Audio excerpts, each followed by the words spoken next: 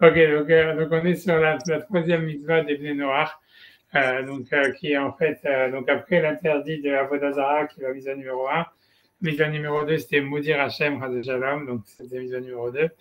Là, la mitzvah numéro 3, qui est l'interdit donc de, de tuer, d'homicide, de faire un homicide, de tuer des êtres humains. Et maintenant, le truc, c'est que, quoi dire sur ça? Donc, encore une fois, dans la mitzvah d'Avodah Zarah, on avait vu en fait qu'il y avait, c'était plus ou moins, en fait, les Juifs, ils avaient un interdit plus grave que les Goïms, puisqu'on voit qu'a priori, on avait vu la semaine dernière que, d'après pas mal de commandes, d'après le Rama, les Goïms, ils peuvent servir d'autres divinités s'ils servent Hachem aussi, quoi. Donc, ils peuvent associer des autres dieux à Hachem. Alors, les Juifs, ils n'ont pas le droit. Et ensuite, on avait vu que dans l'interdit de maudire Hachem, par contre, c'était les Goïms qui avaient un interdit plus large que celui des Juifs, puisque, en fait, voilà, eux, même s'ils maudissent Hachem en utilisant leur langue et sans utiliser le véritable nom d'Hachem, ils sont quand même passibles de peine de mort, ce qui n'est pas le cas des Juifs, qu'on a vu la semaine dernière. Et a priori, les deux choses, elles étaient liées, c'est parce qu'en fait, comme les Juifs, eux, leur rapport au divin, il est très précis, donc tant qu'ils n'ont pas, en fait, utilisé le nom d'Hachem, alors ça ne s'appelle pas qu'ils ont maudit Hachem. Maintenant, ici, c'est ce qui est beaucoup plus étonnant, c'est que dans l'interdit de tuer, par exemple, en fait, l'interdit de faire un homicide, les Goïms, ils ont leur interdit est beaucoup plus large que celui des Juifs. Et je vais expliquer pourquoi. Donc, je fais déjà le Rambam. Donc, le Rambam, il dit Ben Noach Sharak Nefesh. Donc, un Ben Noach qui tue une âme. Afilou Ebar Bimeimo. Je pense que le mot Oubar, c'est Oubar, en fait, dans le Rambam que moi j'ai chez moi. Donc, je pense que c'est une faute de Séphariens. Ça veut dire même si c'est un embryon dans le ventre de sa mère, mais Ragalav, il est passible de peine de mort. Donc, si un goy, il fait, il fait un avortement, d'après la halakha, d'après les Juifs, d'après la Torah, quoi, il est passible de peine de mort. Bechen, Imarak Terefa. Donc, si par exemple, il y a une personne qui n'est pas viable, Terefa, c'est une personne qui a moins d'1 an à vivre. Donc, quelqu'un qui pratiquerait l'euthanasie, par exemple, ou qui va tuer quelqu'un qui est condamné à court terme, mais à moins d'1 an. Donc, dans ce cas-là, Imarak Terefa. Troisième cas, si jamais un goy il prend une personne et simplement il l'attache devant un lion, ou bien qu'il l'a mis dans un endroit où il n'a pas de quoi manger à Tchemet et qu'il est mort de faim ou de soif. Donc dans tous ces cas-là, donc qu'il ait fait un avortement, une euthanasie, ou bien qu'il ait tué un animal et l'ait tué de manière indirecte, le goy, il est passible de peine de mort parce qu'il a transgressé l'interdit de tuer. Mais encore un autre cas où il y a une différence entre un juif et un Israël, un juif et un non-juif, c'est que si jamais c'est sur la définition de légitime défense, c'est-à-dire que si un goy il est attaqué, et en fait il a le droit de se défendre évidemment, mais si jamais en fait il aurait pu se défendre sans tuer son agresseur, il est lui-même passible de peine de mort. Alors qu'un juif, dans le Rambam, il n'est pas passible de peine de mort dans ce cas-là. Donc ça veut dire un juif, il a un degré de légitime défense élargi par rapport à celui du goy.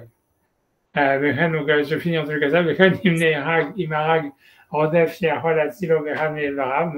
aussi si jamais il a tué donc quelqu'un qui le poursuivait alors qu'il aurait pu se sauver en simplement lui coupant un bras ou lui cassant une jambe ou j'en sais rien, Nerag Alav, il est passible de peine de mort. Machenken d'Israël, mais ce n'est pas le cas d'un juif. Donc ça veut dire grosso modo, d'après la Torah, un juif il peut pratiquer l'avortement, un juif il peut pratiquer l'euthanasie, un juif il peut il ne serait pas passible de peine de mort si jamais en tous les cas il est en légitime défense, il tue un agresseur qu'il aurait pu ne pas tuer, et aussi un juif n'est pas passible de peine de mort si jamais il tue quelqu'un d'autre d'une manière indirecte. Ça veut dire que il l'enferme dans un endroit où il ne peut pas manger, il ne peut pas boire, ou bien si jamais il le met devant un lion qui va le manger.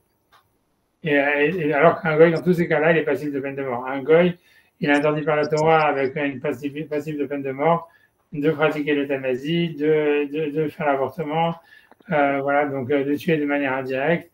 Et on a vu aussi si jamais en fait, même s'il pouvait se protéger sans tuer son agresseur et qu'il le tue, il est passible de peine de mort. Donc, ce qui veut dire, et ça, c'est en soi étonnant parce que voilà, c'est normalement la Torah, encore une fois, elle devrait rajouter des interdits. Les juifs, je ne vais pas en enlever. Et surtout, tu vas sur une isba quand même assez grave, qui est fondamentale, qui est l'homicide, quoi. Et donc, en fait, une des questions, ça va être de savoir en fait pourquoi c'est comme ça. Ça veut dire les sources de ça. Et le plus incroyable de tout ça, c'est que le Rambam, quand il sait, ça veut dire, si tu veux, les sources de ça, elles sont inexistantes. C'est-à-dire que, grosso modo, c'est pas du tout clair, en fait. Il n'y a pas une Gemara qui dit, il n'y a rien, tu vois. C'est un peu Maïmonide, la seule source qu'il y aurait là-dessus, c'est un Midrash. Et bon, voilà, c'est pas. Je veux dire, avant de continuer à avancer sur mon analyse, sur ce que j'ai à dire sur le Rambam, c'est que ce qui est intéressant sur le dernier cas, donc de la légitime défense, ça veut dire est-ce que si un juif, en fait, il tue un agresseur alors qu'il aurait pu s'en libérer sans le tuer, est-ce qu'il n'est pas passible de peine de mort? C'est très discutable au fond. Il y a plein de sources contradictoires et le Ravad, il dit que il discute sur ça, il pense que non, il pense que même un juif, il sera mis à mort si jamais il attaque son agresseur alors qu'il tue son agresseur alors qu'il aurait pu s'en libérer sans le tuer. Voilà, donc c'est discutable. Ce que je veux dire, je n'ai pas rentré là-dedans parce que tu vois, il y aurait beaucoup de choses à dire sur ce Rambam, sur chaque cas. Mais voilà, mais je ne vais pas rentrer dans tous les détails. Mais en tous les cas, l'idée générale, c'est qu'en fait, la source, elle n'est pas claire. Ça veut dire, d'où est-ce qu'on saurait que, par exemple, un juif, il n'est pas passible de peine de mort s'il pratique l'avortement ou s'il tue une personne qui est atteinte d'une maladie où il a moins d'un an de vie. D'où est-ce qu'on sait tout ça? C'est pas du tout clair. Et c'est encore plus étonnant quand on regarde. Donc la deuxième source que je vais ramener, c'est le Rambam dans les lois donc de l'homicide en ce qui concerne les Juifs. Donc 2 secondes. Tu vois, donc c'est ici donc le Rambam quand il parle sur les lois de l'homicide. Donc il va dire voilà, par exemple un Juif qui payerait quelqu'un. Ah oui, parce que aussi ce qu'on n'a pas vu aussi, ce que j'ai sauté aussi un cas dans les lois où un goy il est aussi khayab, un Juif il est pas tour. C'est si jamais un goy il paye un tueur à gage. Ça veut dire si jamais un Juif par exemple il paye, ça c'est voilà, excusez-moi, je vais revenir dans l'ancien Rambam, avant ça. Dans le Rambam, tu vois, ça veut dire 2 secondes où c'est démarqué avant alors. 1 seconde ou après. Oui, je l'ai vu. Mais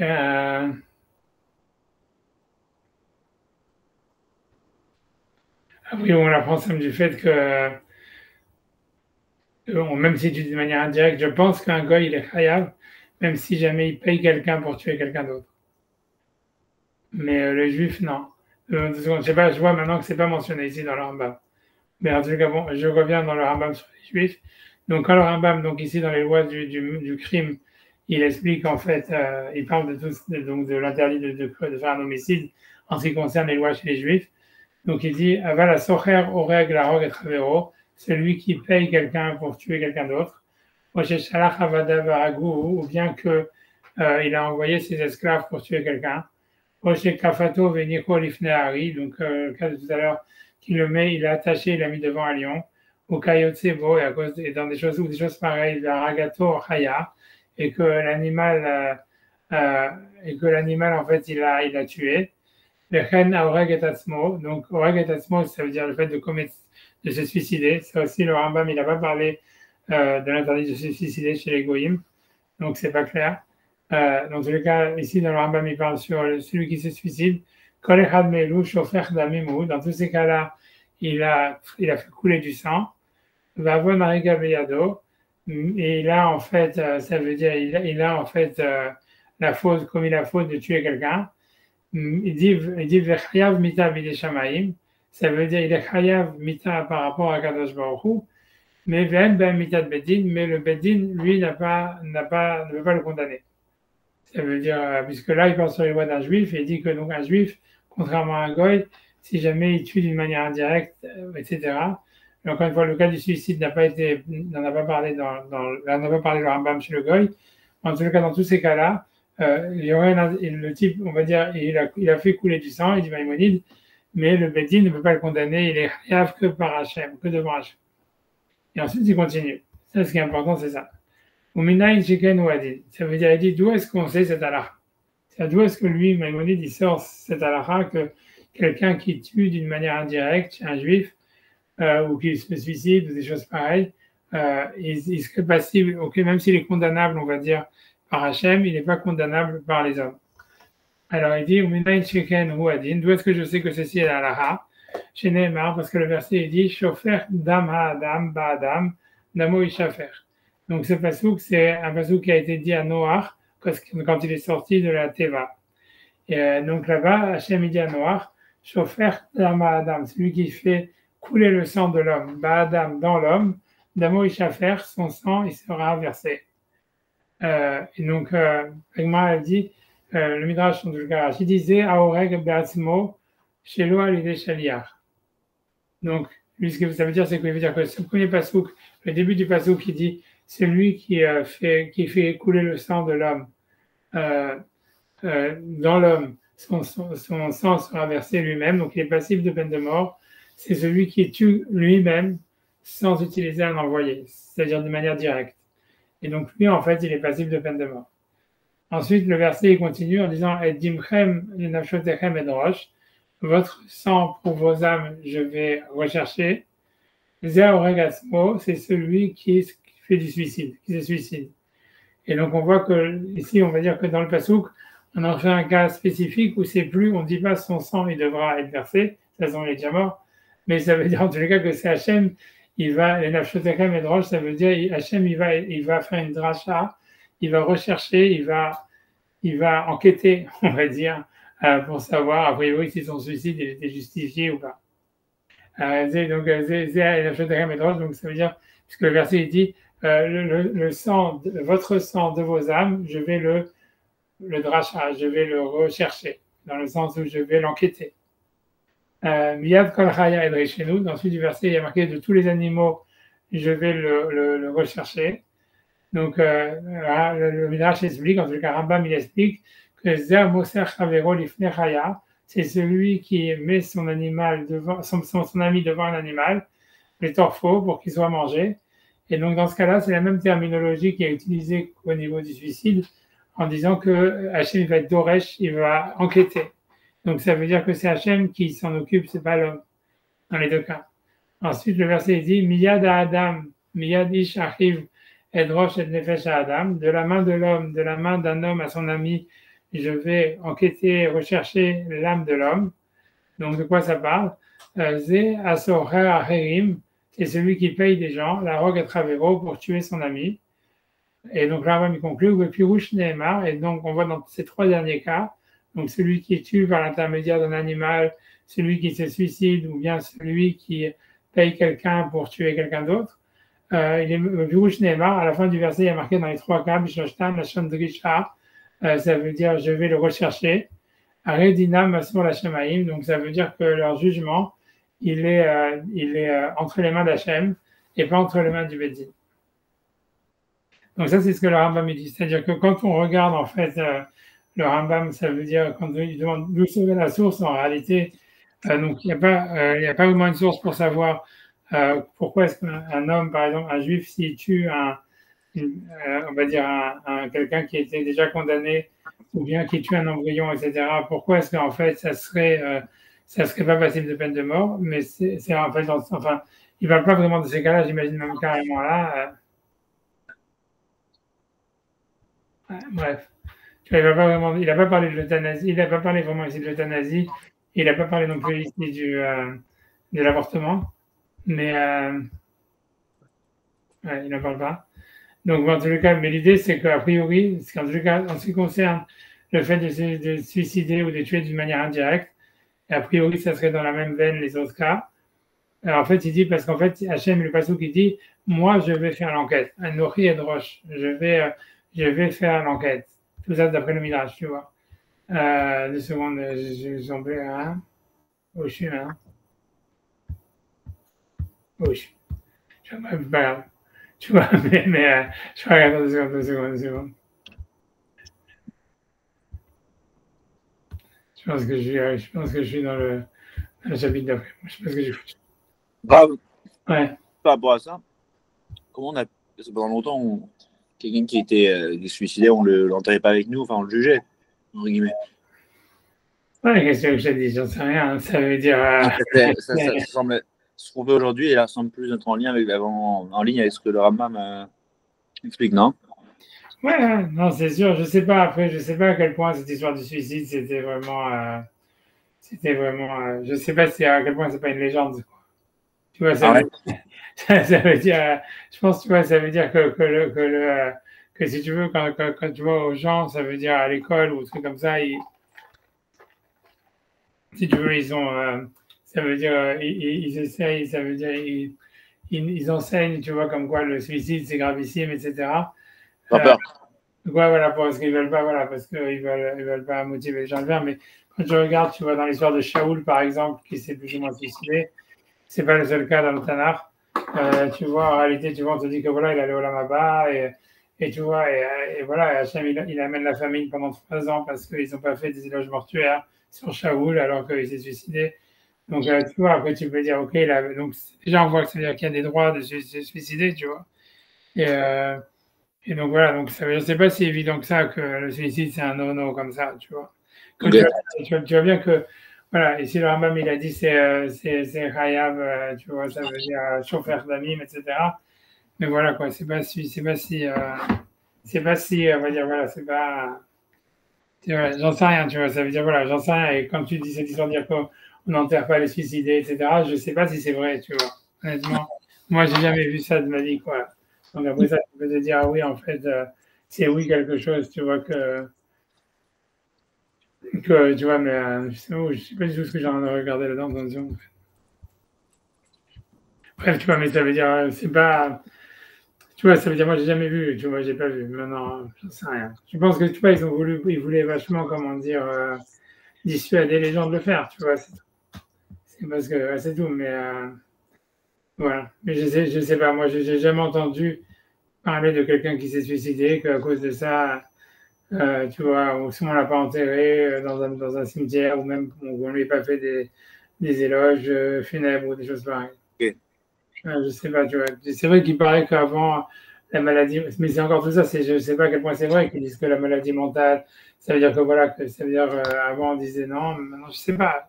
C'est sûr qu'on enseigne comme ça parce qu'on veut pas pousser les gens à on veut pas que les gens considèrent ça comme une option, on va dire. Ouais. Et, tu vois, et voilà. Mais bon, en tout cas, ça, c'est ce qui est marqué en tous les cas dans le Rambam.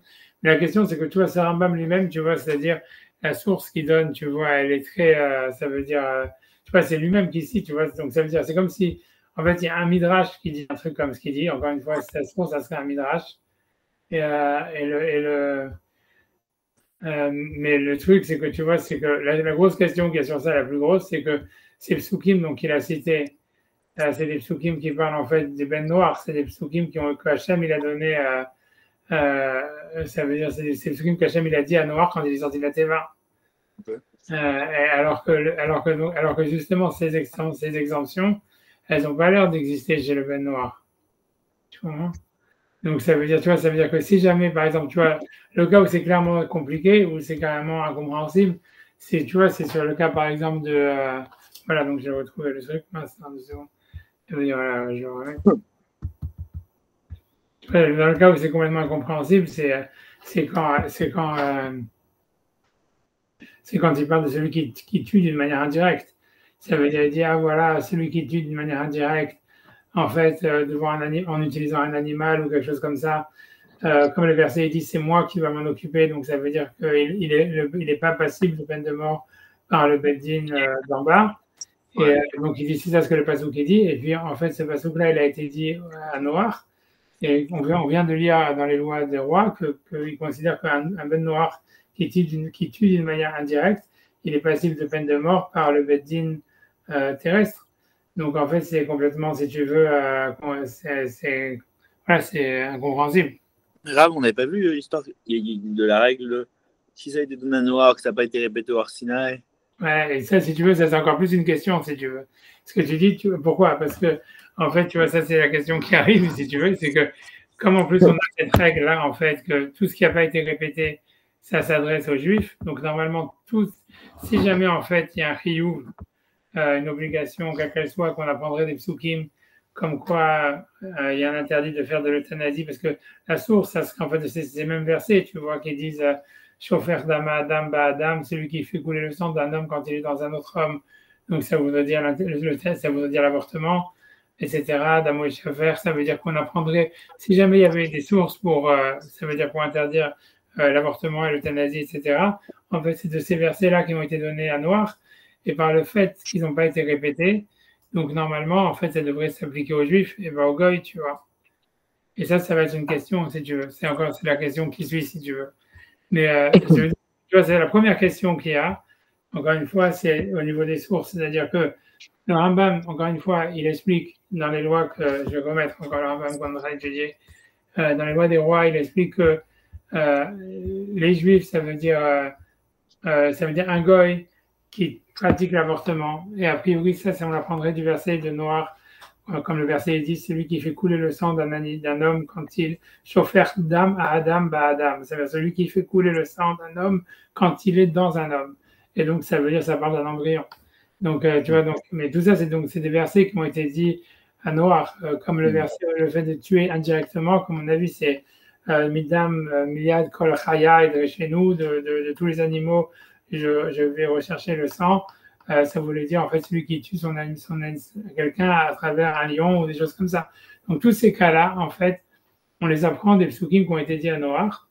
Et voilà, donc a priori, ok, on va dire très bien, mais déjà, ça serait une question, c'est même si ça s'applique aux Béné Noirs, puisque ça n'a pas été répété dans leur Sinaï, donc ça devrait au moins s'appliquer aussi aux Juifs, si ce n'est pas que aux Juifs. Et en plus de ça, mais la vraie contradiction, c'est que ces mêmes versets qui s'adressent à Noir, en fait, ou duquel on apprend donc tous ces interdits, le Rambam, il les utilise dans les lois du meurtre pour exempter les Juifs de ces cas, plus ou moins. Et donc, c'est bizarre, tu vois. Si le passouk qui parle des biens noirs, comment de ces passouks tu peux apprendre d'un côté une peine de mort pour les non-juifs et ensuite une exemption pour les juifs, alors que le passouk qui parle des biens noirs. Et ça, c'est donc ce qui est bizarre, ça a deux titres. Premièrement, de qui le passouk parle, quoi. Est-ce qu'il parle des juifs ou des non-juifs, déjà, numéro un. Et si on apprend une exemption, donc ça devrait être, puisque le verset dit c'est moi qui vais faire une recherche. Donc ça veut dire que le Beddin, il n'a pas à lui à appliquer la peine de mort. Donc cette exemption, elle devrait s'appliquer aussi aux non-juifs. Et donc ça c'est numéro un. Numéro deux, ça veut dire, voilà, ça veut dire, si le verset il parle, tu vois, ça veut dire donc, et si le verset il parle aux juifs, alors on ne peut pas apprendre de là l'interdit pour les non-juifs. Et encore, et surtout la vraie question de base, c'est comment est-ce qu'on peut comprendre que en fait la Torah, elle a mis un interdit plus large sur l'homicide chez les non-juifs que sur les juifs, quoi. Tu vois, c'est en soi un problème. Ça veut dire, pas un problème, c'est en soi questionnable. Normalement, on s'attendrait que sur un interdit grave comme l'homicide, si le peuple d'Israël, c'est le peuple élu, qui a plus de mitzvot, etc., on doit manger kasher, on ne peut pas manger des langoustes et tout ça. A priori, tu vois, c'est sûr qu'on ne devrait pas pouvoir tuer des embryons. Si la Torah, elle dit que même un gars, il ne peut pas le faire, tu vois. Et la même chose avec l'euthanasie, c'est-à-dire, a priori, ça paraît plus grave je ne sais pas, de tuer un embryon ou de pratiquer l'euthanasie que, je ne sais pas, de manger des langoustes ou un Big Mac, tu vois. Et tu vois, ça veut dire d'une manière générale, tu vois, ça veut dire, voilà quoi, ça veut dire, tu vois, c'est étrange quand tu dis, oh, ok, tu peux faire l'avortement, tu peux faire l'euthanasie, tu peux faire ça, mais bon, mais manger un Big Mac, ça non, tu vois, c'est bizarre. C'est ça, d'une manière générale, c'est bizarre. À part que dans les sources, comme je vous dis, c'est encore plus bizarre, quoi. Donc, ça veut dire, okay, dans le Maaseh Rokeach, un commentaire très ancien, je pense du XIIIe siècle, mais cette question, elle est beaucoup, elle est posée par beaucoup de commentaires, mais le Rav Yosef Karo, il pose la question, il n'a pas vraiment de réponse, etc.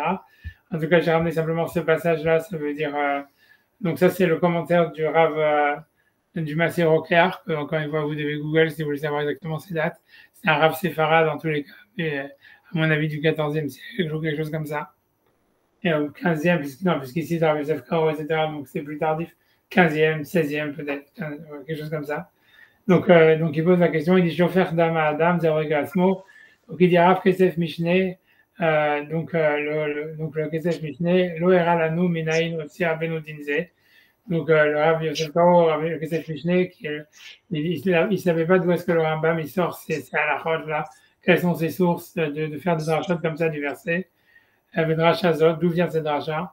Avec Arba Mitot, et dans le Sanhedrin, il y a marqué Ita, Ashkach Rabbi Yaakov Baracha Dava Katuv Besifra de Agatha de Verav. Donc, Rabbi Yaakov Baracha, il a trouvé un livre de Haggadah, donc ça veut dire un midrash qui était dans la maison de Rav, où là-bas il y avait marqué la chose suivante. Ben Noach Sharag Bedayan Echad ou Bed Echad, ça veut dire donc un Ben Noach qui a tué, donc il peut être mis à mort avec un seul juge et avec un seul témoin. Chez l'Obatra, même si jamais on ne l'a pas prévenu avant.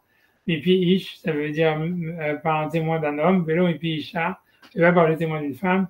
Filou Karov, même si c'est un proche qui témoigne contre lui. Mishum Rabbi Shmael Amrou, Afala Ubarim. Et au nom de Rabbi Shmael, ils ont dit que donc un gars il est passible de peine de mort même s'il fait l'avortement. Mina Nemile, d'où est-ce qu'on l'apprend? Amar Aviouda, Aviouda dit, Damakra Ardimchem, cependant votre sang. Maïta Madame Ishmael, quelle est la raison d'Ishmael? Y a-t-il Dam Adam Adam, comme je vous ai dit, donc le sang de l'homme qui est dans l'homme. Voilà, Vasak Rabbeinu Periktet Milchot Melachim Alaha Daled Gabiban Noach. Et donc, le Rambam lui-même, il a donc appris cette halakha comme quoi un goy, il est passible de peine de mort s'il pratique l'avortement. Donc, comment est-ce que ici, le Rambam, il peut utiliser ce même pasouk pour faire une exemption pour les Juifs en ce qui concerne le suicide et plein d'autres choses, les morts indirects et a priori même l'avortement et l'euthanasie. Donc, comment on peut utiliser le pasouk dans deux sens, et comme une source pour pénaliser les goyim et une source pour permettre de dépénaliser les Juifs. Donc, un rave qui s'appelait Shia Knesset qui est un rave d'avant, du 15e siècle, on va dire. Rav Chaim Aboulafia, et le Rav Chaim Aboulafia, c'est un rave aussi d'avant. Mais c'est faire, oui, c'est comme Aboulafia, c'est comme le je dirais, c'est quoi par rapport à ça, c'est ton cousin ou ton beau-frère, j'ai oublié chaque fois. Et, bref, tu vois, c'est quoi? C'est le mari de ma cousine. Le mari de ma cousine, oui. Alors, est-ce que vous pouvez, excusez-moi, juste m'accepter de mon téléphone que j'aille me chercher attendez. Envoie, que je puisse me chercher un verre d'eau parce que j'ai très soif là. Merci. Mais non, je t'ai rien vu pour l'instant. Vous voyez pas là? Non. Ah, c'est pour ça, tout à l'heure ça marche pas, je sais pas pourquoi. Peut-être il faut que je déjoigne un autre. Ok, alors peut-être ne me laissez pas. Va voir ton verre d'eau. Si je joins d'ici, peut-être ça va marcher. Est-ce que là vous voyez? Par exemple, tu vois, je vais prendre un petit bing, tu vois, boum. Ah ouais. Et j'ai pas de petit bing. Tiens, si je fais, attends.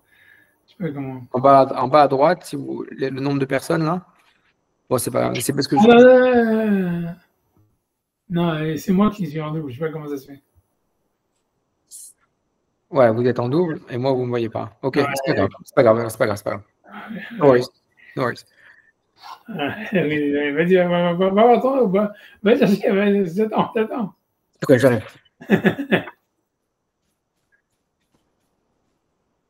Je sais pas comment ça se fait. Je sais pas pourquoi j'ai un double.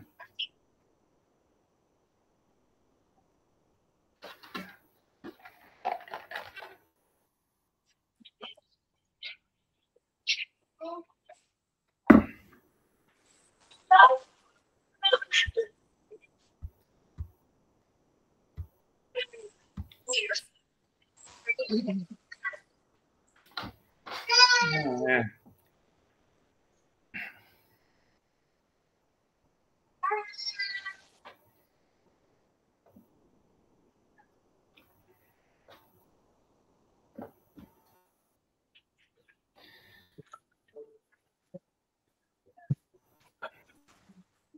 Là.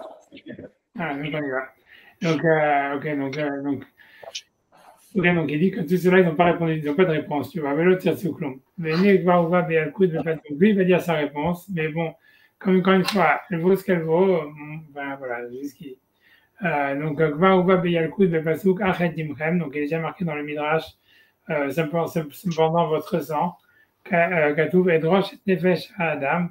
Donc, parce que le verset il dit, je vais rechercher l'âme de l'homme. Et donc, lui dit que dans le Midrash, c'est marqué qu'il n'y a que Israël qui est appelé Adam. Et où Israël? C'est que Israël. Chez Neymar, Vatem Soni, Son Mariti, Adam Atem. Donc, il y a un passouk dans Ézéchiel qui dit, vous êtes mon troupeau, le troupeau de mon pâturage, vous êtes l'homme. Et donc, comment? Non, je crois que j'avais déjà entendu cette histoire de la différence entre Adam et Adam.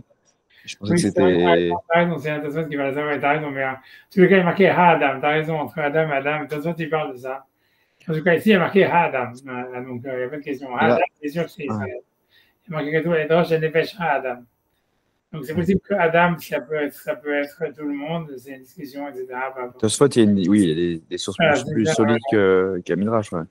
ouais, non, mais ça veut dire, ouais, mais c'est ok, mais ce qui veut dire, le Midrash, en tous les cas, il applique ça dans le pasouk duquel il Ok, y a question ok. Sur ce sujet-là, ok. Ouais, c'est ça, l'histoire. Mashma, donc ça veut dire, Mashma de kol echad echtiv Adam, en tout cas, que j'avais marqué Adam ou Adam, un archinan lebe Israël, donc on dit que le verset parle d'Israël. Donc lui veut dire à cause de ça, on doit dire que selon le Rambam, ça veut dire comme ça. Après, je vais ouvrir le passage quand j'aurais dû le faire avant, mais ça veut dire qu'on apprend donc de ce verset deux choses. Aikedine, Vaikedina. Ça veut dire comme si en fait le passage il était écrit pour Adam, qui est les Juifs, et ensuite, comme il est écrit, il est adressé à Noach, puisque c'est un passage que Hachem qui dit à Noach au moment où il sort de la Teva. Donc c'est comme s'il y avait en fait deux récepteurs, deux sens dans le verset. Un verset qui est pour Adam, et ça serait une exemption en disant voilà, c'est moi qui vais m'en occuper, mais pas vous, tu vois pas le Beddin. Et donc ça serait une exemption pour le suicide, l'euthanasie, tout ça. Mais sur le côté Adam qui est marqué dans le Passouk, mais du fait que ça s'adresse au pluriel à Noach, là, ça serait à prendre dans un sens différent, et ça voudrait dire que pour Noach, il veut dire à Noach que lui doit s'en occuper en tant que goy, puisqu'il y a une pénalité dans tous ces types d'homicides. Voilà, donc Bedor mais il dit lui-même le Rav, le Massé Rocker, que son nom, c'est sûr que c'était Rocker, son nom de famille, mais maintenant, encore une fois, je n'ai pas les dates et tout ça. Il dit c'est Dohak. Donc lui il veut dire ok, mais ça serait quand même difficile d'expliquer comme ça que comme si le pasouk il était en factorisation avec d'un côté une partie qui s'adresse à Adam, c'est-à-dire aux Juifs, et que cette partie elle serait une exemption parce que c'est dit Hachem il dit c'est moi qui m'en occupe.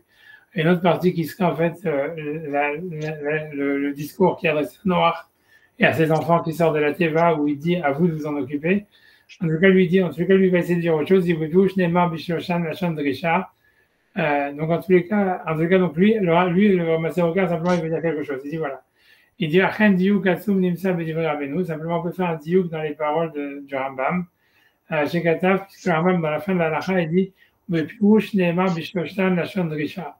Ça veut dire que dans les trois derniers cas, le mot Drisha, il est utilisé. C'est ce que Maïmonide dit. Et donc, lui, il demande sur ça, il dit, cacher tout va. C'est difficile beaucoup. Pourquoi est-ce que le Rambam, il a eu besoin de répéter ça? À voir où c'est clair, puisque lui-même, le Rambam, dans cette même halakha, il a cité le verset. Et dans le verset, on voit bien que le mot, je vais faire une recherche, je vais faire une recherche, je vais faire une enquête. Et c'est marqué 3 fois, donc c'est pas la peine de marquer à la fin de la halakha. Le mot Drisha, il est marqué 3 fois. Un mouvement ou Psukim, ça veut dire, le Rambam, il vient de citer les versets. Donc pourquoi est-ce qu'il a besoin de dire 3 fois le mot Drisha est marqué?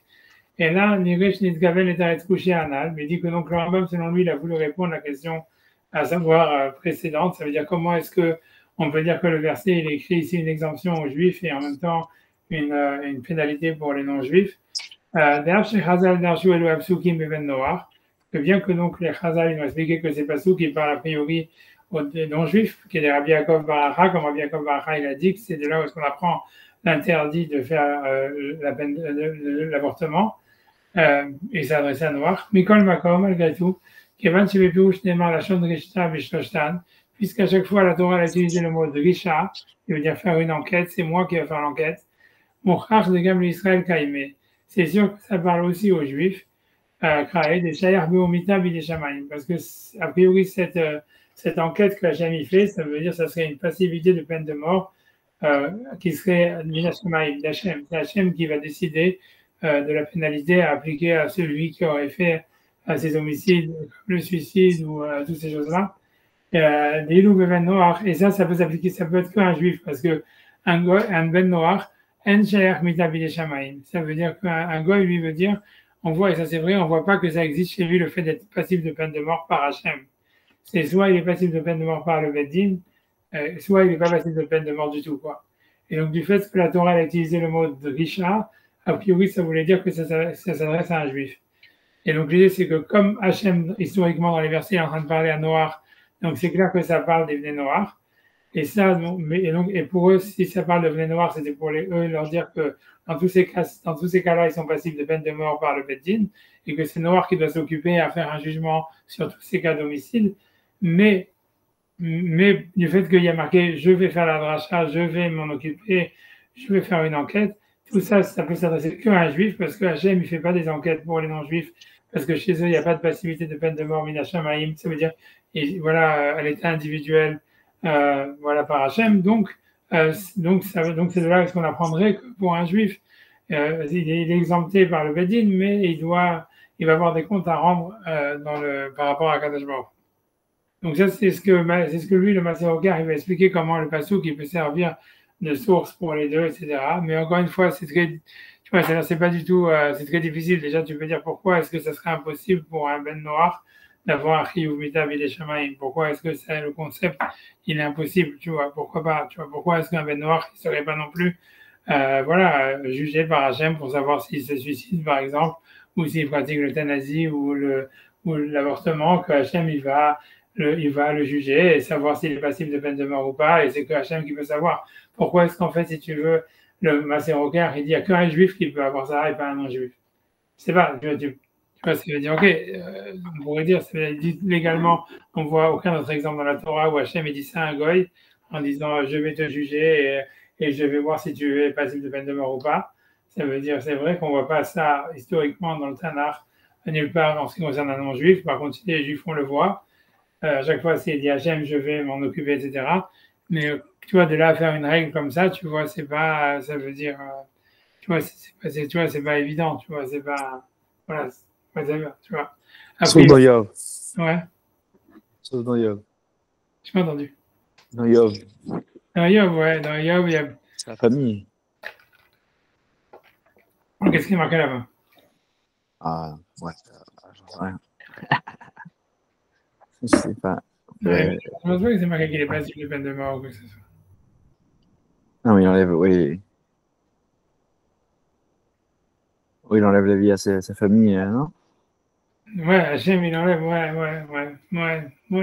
Bon. Ouais, t'as raison, mais c'est. Mais Pas bon, d'orage, quoi. Ouais. C'est pour ça, Pour moi, ça me paraît normal que Hachem, il juge l'égoïsme, quoi. Je veux dire, Oui. je veux dire, pourquoi, tu vois, c'est comme si on a l'impression, lui, veut dire qu'il n'y a pas de culpabilité morale chez les non-juifs, il n'y a qu'une culpabilité légale. C'est ce que lui veut dire. Il veut dire, en fait, ça veut dire, un goy, c'est soit il est pénal, il n'y a pas de différence. C'est ce que veut dire, lui veut dire, chez un goy, il y a, soit c'est pénalement, quelqu'un, il a fait un crime pénal, tu vois, ça veut dire qu'il est passible d'une pénalité, soit il n'y a pas de crime. Alors que, tu vois, ça veut dire, donc voilà, si le suicide, par exemple, un gars il suicide, bon, il n'est pas passible de peine de mort parce qu'il est déjà mort, c'est un mauvais exemple, mais on va dire un gars qui ferait l'euthanasie, ça veut dire que le docteur qui a fait l'euthanasie, voilà, soit il est passible de peine de mort parce qu'il a tué quelqu'un, soit s'il n'est pas passible de peine de mort, il avait le droit de le faire, il n'y a pas, Hachem n'a pas d'enquête à faire sur sa motivation. Ça veut dire, il n'y a pas de culpabilité morale, tout est légal. Il veut dire que chez les Juifs, là, il y aurait une distinction entre le côté moral et le côté légal. Ça voudrait dire, les Juifs, voilà, quelqu'un, je ne sais pas, Radeshalom, il se suicide ou quelqu'un, il fait un avortement. Ça veut dire, Hachem, il dit, OK, pénalement, la personne, elle est exemptée, le Beth Din ne doit pas s'en occuper, mais moi, je vais juger à savoir si c'est justifié ou pas. Mais tu vois, et ça, il veut dire, le Rav, le Maserokar, il veut dire ça, c'est possible que chez les Juifs, pas chez les non-Juifs. Ouais, c'est arbitraire, je sais pas quoi dire d'autre, tu vois, ça veut dire, c'est bon, tu vois, c'est une réponse qui est bon, elle vaut ce qu'elle vaut, tu vois, honnêtement, tu vois, je veux dire, voilà, je te dis, c'est pas la seule, il y a beaucoup de commentateurs, si tu veux, de cette époque, qui ont essayé de répondre à la halakha de cette manière, quoi. C'est parce qu'on n'a pas le choix, puisqu'on voit bien que Maïmonide, il cite ce passouk qui a été dit à Noir pour exempter les Juifs d'un jugement, ça veut dire pénal, et en même temps, a priori, ça serait la source pour dire qu'un goy, lui, il est pénalement passible de peine de mort s'il fait ses actions. Donc voilà, on est obligé de dire un truc comme ça, comme si soit c'est Adam, comme si le verset il a deux réceptifs. À Noach, il y a un verset qui est vers Noach lui-même et un autre qui est vers Adam, qui serait les Juifs. Et de l'autre côté, ça serait dire du fait que lui veut dire que le mot qui est marqué, le mot de Recha, ça veut dire que c'est un, Hachem fait une enquête, etc. Cette relation, elle est possible qu'envers un juif, pas envers un goy. Donc, ça veut dire que le verset, il s'adresse à Noir. Et c'est comme si Hachem disait à Noir, vous devez pénalement punir celui qui ferait ces actes. Mais moi, avec les Anoukri et Drosh, ça veut dire pour les juifs, c'est mon business à moi, personnel. C'est pas celui du Bédin. C'est bon? Ça vaut ce que ça vaut. Maintenant, comme je sais que Sacha il est pressé, fatigué, etc., donc j'avance le plus vite possible. Je fais une version raccourcie du cours. Donc, je vais passer ici un truc, si tu veux, voilà, que Valentin lui-même, il a mentionné. C'est une question, en fait, du Nodab Yehuda, mais c'est d'abord, je cite la Gemara qu'on a déjà vu plusieurs fois, donc qui reste un principe.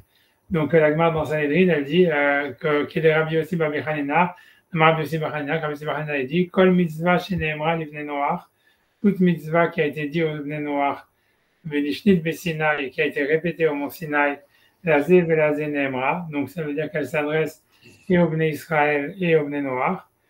Mais toute mitzvah qui est marquée dans la Torah, Livnei Noach, qui a été mentionnée dans la Torah en ce qui concerne les Bnei Noach, comme tous ces passouk qu'on vient de lire, donc qui est un passouk Hachem il adresse à Noach quand il sort de la Teva, Velo Nishnit Besinaï, qui n'a pas été répété au mont Sinaï, mais Israël Neemra, elle s'adresse aux Juifs, Velo Livnei Noach, et pas aux non-Juifs.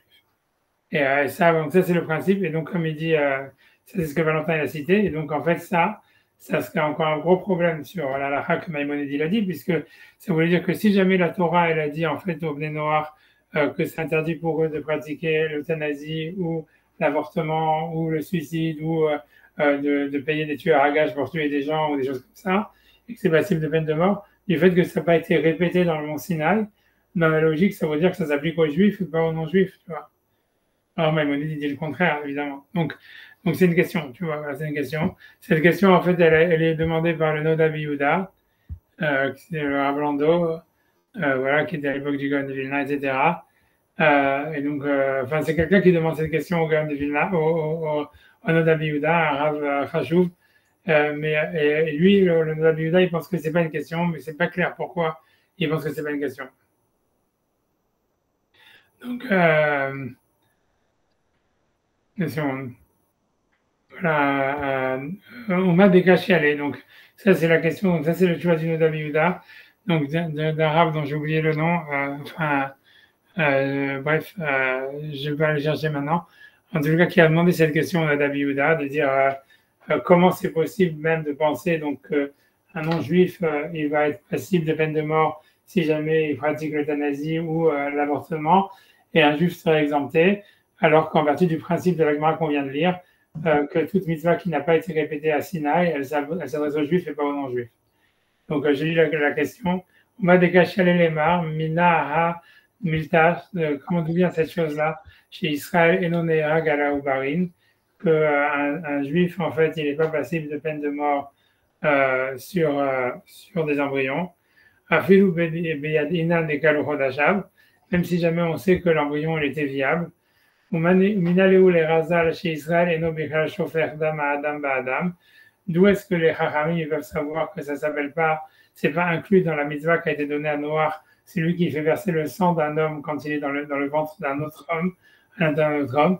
Et d'Arish Miner Rabbi Ishmael, Sanhedrin, Dafnun Zayin, Amoudbet, que de là, Rabbi Ishmael, il apprend dans Sanhedrin, à la page 57b, des Ben Noach, Mesouva, Laoubarin, qu'un Ben Noach, donc il est passible de peine de mort si jamais tu es un embryon.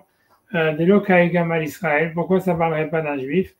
Et si c'est parce qu'en fait ça n'a pas été répété à Sinaï, Aderaba, au contraire, et Israël n'aimera le livre noir, du fait que ça n'a pas été répété dans Sinaï, ça voudrait dire en fait que ça parle des juifs et pas des non-juifs. Et sur ça, donc ça c'est la question. Et lui, le Nodab Yehuda, il va dire que lui ne voit pas la question, mais c'est pas clair pourquoi. Il dit Iné couché azo eni makir. C'est-à-dire, je ne comprends pas cette question de quel de l'Ishtil de Sinaï. C'est du fait que ça n'a pas été répété à Sinaï. Le Gamlo Shayarbo, et on ne peut pas dire l'ikamidé de l'Israël Charé, qu'il n'y a rien qui est permis à un juif, Charé al Kolpani Maso, l'Israël Arogaobrin, parce qu'un juif, il ne peut pas tuer un embryon, il n'a pas le droit de tuer un embryon. Moi, je suis Kadouatas Fot, Sanhedrin, une tête, blablabla. Imken, Meitite, l'Omar de Badam, Damo Shafer, Karigam à l'Israël. d'où est-ce qu'on dirait que quand le verset dit dans l'homme son sang sera versé, ça parle même d'un juif. C'est ce qui me semble à mon avis. En tout cas, la réponse, elle n'est pas claire du tout. Et je vais essayer, tu vois, parce qu'a priori, le passage qui dit justement dans l'homme, ça serait les juifs, quoi. Et donc, voilà, donc, en tous les cas, la question, elle est posée par ce rab et la réponse, elle n'est pas claire. Je vais simplement encore, j'ai pas 2 secondes. On le sait très bien dans les Nézékim, dans Mishpatim, que Ouais. il y a le sujet de Ouais, Saint-Rouba. exactement. Et ça, si tu veux, voilà, c'est ça, on le sait, exactement. Mais si tu veux, voilà, ok, tu as raison qu'en fait, ouais, ça veut dire, tu as raison, mais tu as raison qu'en fait, ça veut dire que sur ce point-là, en tous les cas, de l'avortement, a priori, il y a une source de la Torah, comme quoi, en fait, si tu veux, quelqu'un qui tue un embryon, il n'est pas passible de peine de mort. Et en fait, je vais ramener, tu as raison, donc c'est vrai que déjà, ça, c'est une question, mais c'est pas la réponse de Rabbi Yehuda. Et à moins que c'est ça ce qu'il veut dire et que c'est pour ça que, mais qu'il ne le dit pas, j'en sais rien, tu vois, mais tu as raison. C'est la question, elle est vraie en tous les cas en ce qui concerne le suicide, en ce qui concerne le suicide, encore une fois, je ne veux pas tuer quelqu'un qui s'est suicidé, mais ça vient en ce qui concerne l'euthanasie, par exemple, ou bien, voilà, le fait de tuer de manière indirecte dans les autres cas, quoi. Mais c'est vrai que sur l'avortement, il semblerait qu'il y a un passage clair qui dit, en fait, comme on va le voir, que ça veut dire qu'un juif, en fait, qui a fait l'avortement, il n'est pas passible de peine de mort, comme on l'apprend de Mishpatim. On va faire le passouk tout de suite, mais ok. Mais ce que je veux dire, pourquoi maintenant je voulais passer à ça aussi, je voulais exactement penser à cette histoire-là que Valentin il parle, c'est parce qu'en fait, moi j'ai une autre question sur ça, et je vais simplement la dire à l'oral avant de la dire dans les mots. C'est que donc, pour dire à l'oral, pour faire une introduction, la source, en fait, qui est dans la Torah, qui dit qu'un juif qui fait l'avortement, il n'est pas passible de peine de mort, ça veut dire ça, on l'apprend du fait que, voilà, donc la Torah, elle dit que si jamais il y a deux personnes qui se battaient et qu'ils vont frapper une femme qui était enceinte et que les embryons ils sortent et qu'ils sont morts, donc la Torah, elle dit, la Torah, elle dit, si jamais la mère, elle est morte aussi, donc le type qui a fait le coup, quoi, qui a donné le coup, il est exempté de tout paiement parce qu'on a une règle que si quelqu'un, en fait, il est passible de peine de mort, même si jamais, en fait, il n'était pas intentionnel, donc il va pas être, la peine de mort, elle va pas être appliquée. Malgré tout, on a une règle que quelqu'un qui a fait une action, il est passible de peine de mort, même si la peine de mort, elle n'est pas appliquée, on ne le fait pas payer d'argent. Je dois y aller, je prendrai l'enregistrement, je suis désolé. Ok. Je peux. Ok. Moi aussi, j'ai été prendre le café. Non, c'est pas de votre faute, c'est de la mienne. Mais je dois y aller. Ok, bon. Shabbat shalom. Tu vois, Shabbat shalom. Je me dis, de toute façon, je fais une version raccourcie du coup. Mais tu vois, mais ça veut dire. En tout cas, voilà, tu vois, donc l'idée, c'est ça, c'est que, voilà, donc on apprend. Donc, c'est pourquoi moi j'ai un problème. Je veux dire, moi, c'est pas mon problème. C'est que, j'explique en 2 mots, c'est que si jamais, donc, en fait, donc, on apprend de là-bas que si jamais la mère, elle est morte, donc, il est exempté de paiement, comme le passage qui dit, mais si jamais la mère, elle est pas morte, alors, Veloye Hasson, alors, il doit payer la valeur des embryons. Et donc, de là, on voit clairement que du fait que la Torah, elle fait cette distinction, que tuer la mère, c'est un homicide, et donc, c'est pour ça que le mec qui a commis l'homicide, il est exempté des paiements, mais tuer des embryons, c'est pas considéré comme un homicide, et c'est pour ça qu'il doit payer l'argent, etc. Ça, c'est ce que le passou qui dit, tu vois. Donc, si on peut le regarder dans les mots rapidement, je sais pas comme tu veux, je sais que tu connais déjà, mais bon, on va refaire. Non, allez-y, moi, je ne connais que parce qu'on l'a vu ensemble. Ouais, donc, en fait, le passou qui dit ça, Verinatsu Anashim, si donc déjà ils se sont battus, Venakfu Isha Ara, et ils ont frappé une femme enceinte, Yatsu Yeladea, et que donc les enfants sont sortis, Veloye Ason, mais qu'il n'y aurait pas d'accident, donc ce que ça veut dire en fait que la mère n'est pas morte.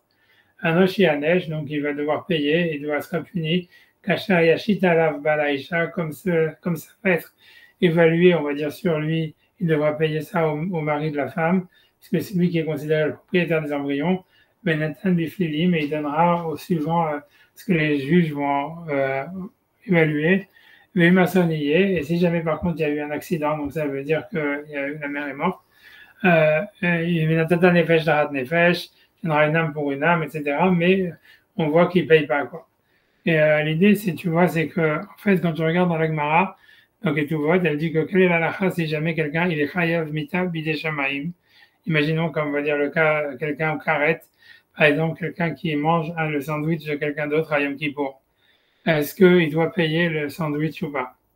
Et en fait, la halakha, quand tu regardes la Gemara elle dit que en fait, c'est une marloquette dans Chayav Mita Bidei Shamayim, d'après tout le monde, il est exempté aussi du paiement, et même s'il l'a fait par inadvertance, et Karet, c'est une marloquette entre Abaye et Rava. Mais quoi qu'il en soit, Chayav Mita Bidei Shamayim, d'après tout le monde, il est exempté des paiements. Et donc, c'est une super grosse question sur Maïmonide, puisque Maïmonide, il dit que si jamais quelqu'un, en fait, il tue un embryon, il est passible Chayav Mita Bidei Shamayim. Alors, comment ça se fait, en fait, que la Torah elle dit ici que si quelqu'un tue des embryons, il doit payer la valeur des embryons, tu vois? Puisque même si c'est par inadvertance, normalement, le principe de Kim le Beder Abaminé, ça veut dire on lui applique la peine la plus lourde, il devrait être appliqué. Et donc, je vais simplement citer la Gemara dans Ktuvot, tu vois, qui dit ça, qui dit que même sur Chiyuv Mita Bidei Shamayim, on exempte de peine de mort, on exempte de paiement. Tu vois, donc ça veut dire. Voilà, donc Rava, par exemple, il dit Rava Amar, Rava, il dit Ta'amad, donc c'est ça que maintenant que tu fais, Ta'amad de Rabbi Nehuna ben Akane, donc Rabbi Nehuna ben Akane qui dit que, tu l'as oublié dans quel cas il parle, que si quelqu'un est Hayav Karet ou Hayav Mita Bidei Shamayim, il ne paye pas. Parce que le verset il dit Vim Alem Yalimu Amaretz Eteneem Minaish ou Betito Mizaro la Moler.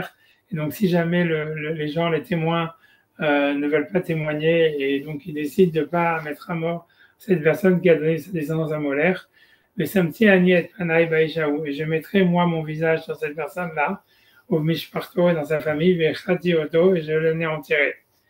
Amra Torah, donc la Torah a dit Karet Sheli Kemita Shelachem. Mon karet, c'est comme la peine de mort du Beddin. Mamita Shelachem, Baton Mita Shumim. Donc, de la même manière que celui qui est Hayav Mita par le Beddin, il est exempté des paiements. Af Karet Sheli, Baton Mita Shumim. Donc, même le karet aussi, il est exempté des paiements. Maïka Ben Rava Abaye, donc parce qu'Abaye il a une différence réponse, mais qui est proche, mais l'idée est la même chose.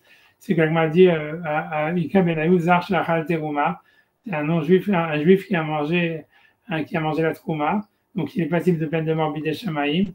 Donc l'Abaye est pas tour, selon Abaye, il serait exempté de paiement, parce que la Chiyuv Mita Bidei Shamayim, il enlève le paiement. Alors Rava Chayav, et selon Rava il est Chayav, puisque c'est que Karet qui enlève le paiement. Donc, c'est pas comme je vous ai dit, en fait, c'est la discussion à la Chayav Bidei Shamayim. En tous les cas, quoi qu'il en soit, la question, elle va être, c'est comment est-ce que le Rambam, donc on vient de voir, il avait dit dans les lois, il dit que si jamais quelqu'un, il tue, et encore une fois, ici, ça c'est le Rambam, il dit que si jamais quelqu'un tue des embryons, il ne parle pas en fait des embryons, honnêtement, il ne parle pas des embryons. Mais a priori, ça revient au même, tu vois.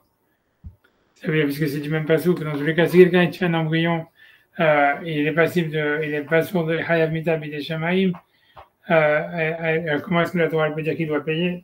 Ça vient du fait que la Torah dit que si jamais quelqu'un il a tué des embryons, il doit payer la valeur au père des embryons, donc ça voudrait dire que normalement même il n'est pas Hayav Mita Bidei Shamayim.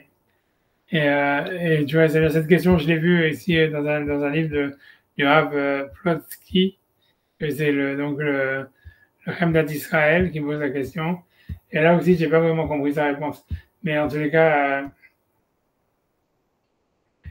donc ici, par exemple, il dit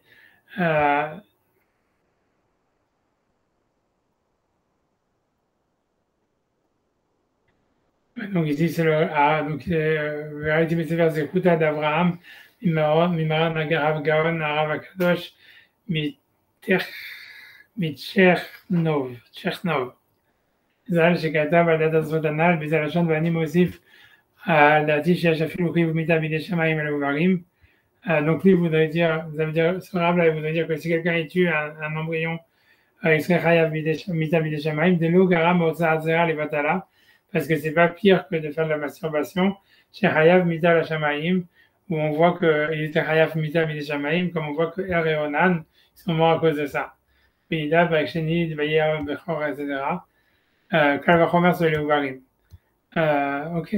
Donc, bref, dans tous les cas, sur ça, il va demander Voilà. Et après, ça a dit, même quand Yeshua Gdola, le monde des chauffeurs d'Am, Adam, Badam, Adal Chayav Elovrim, Kivan de Nemra, Velo Nishnit l'Israël, Nehemar, Velo Liven Noach. Kivan de la Hamatan Torah, Nital Mitzvat Pei avec Yam Noach, etc. Donc, ce que lui veut dire, en fait, voilà, que le Chiyuv, il serait un Chiyuv Mitzvah Shamaim. Et après, il pose la question en disant, Alibad Abaye, qui dit que, on dit Kim le Vedera Bamine, ça veut dire qu'on ne paye pas, même si un Chiyuv Mitzvah Shamaim. Pourquoi est-ce que la Torah elle peut dire qu'il faut payer la valeur des embryons, alors que voilà, que ça prouve qu'il n'y a pas de Chiyuv Mitzvah Shamaim sur le fait de tuer des embryons. Bref, tu vois. Et donc lui, le Rav Zloty, lui veut répondre à ça en disant qu'il faut faire une distinction entre les embryons de quelqu'un d'autre et ses propres embryons. Ça veut dire en fait que lui veut dire que si Haré Onan, ils ont été Chayav Mitzvah Shamaim, c'est parce qu'ils détruisaient leur propre descendance. Et ça serait Chayav Mitzvah Shamaim, alors que si jamais tu tues la descendance de quelqu'un d'autre, alors à ce moment-là, ce serait pas Chayav Mitzvah Shamaim. Mais bon, c'est très difficile, tu vois, et c'est peu probable, bref, tu vois. Mais donc pour revenir à toutes ces questions, tu vois, j'ai posé encore une autre question avant de donner ma réponse. La dernière chose que je voulais dire, c'est que pour revenir à la question de base, en fait, de savoir comment est-ce que la Torah elle peut avoir mis une responsabilité supérieure, en fait, sur une pénalité supérieure sur l'homicide à un goy par rapport à un juif. Et donc, tu vois, sur cette question, dans le Maharal de Prague, lui, il parle de ça et il dit oui, en fait, la Torah, comme j'avais déjà cité ce Maharal de Prague, qui disait que la Torah, pour les Juifs, elle parle de concepts métaphysiques et qu'en fait, lui, il dit voilà, si jamais un embryon, par exemple, c'est pas considéré comme un être humain vivant, donc c'est pour ça qu'un Juif, on peut pas le considérer comme s'il avait fait un homicide. Alors qu'il veut dire que le goy, il est pas jugé, ça veut dire la loi, elle n'est pas écrite par rapport à des concepts, on va dire, des concepts métaphysiques abstraits, mais c'est des concepts en fait de la vie normale, ça veut dire, et comme ça en fait au fond au niveau du présent quoi, de l'actualité de la vie, voilà un embryon c'est quand même quelqu'un qui a un cœur qui bat, etc. Donc il doit être considéré comme un être vivant. Il avait dit la même chose en ce qui concerne quelqu'un qui est Terefa, donc qui serait non viable. L'idée, ça serait de dire voilà que en tant que métaphysique, on ne peut pas dire qu'il y a vraiment un meurtre parce que on ne peut pas le considérer comme véritablement vivant parce que il a peu de temps à vivre, etc. Mais en ce qui concerne est-ce qu'il est vivant au présent, là on peut considérer que qu'il est un être vivant et que donc si un non-juif il le tue, il serait passible de peine de mort. Ça c'est ce que le Maharal, il dit, et dans le Gouarier et dans le Béaragola. Maintenant, moi, j'étais pas tellement convaincu par tout ça. Et en fait, moi, j'ai proposé une autre explication, la suivante. Tu vois, c'est que tu vois, en réalité, c'est que pour moi, je me suis dit, c'est quoi, en fait, pourquoi, en réalité, en fait, justement, un goy, il serait passible de peine de mort si jamais, même, voilà, si jamais il tue un embryon, il fait l'euthanasie, tous ces machins-là, ou il tue d'une manière indirecte.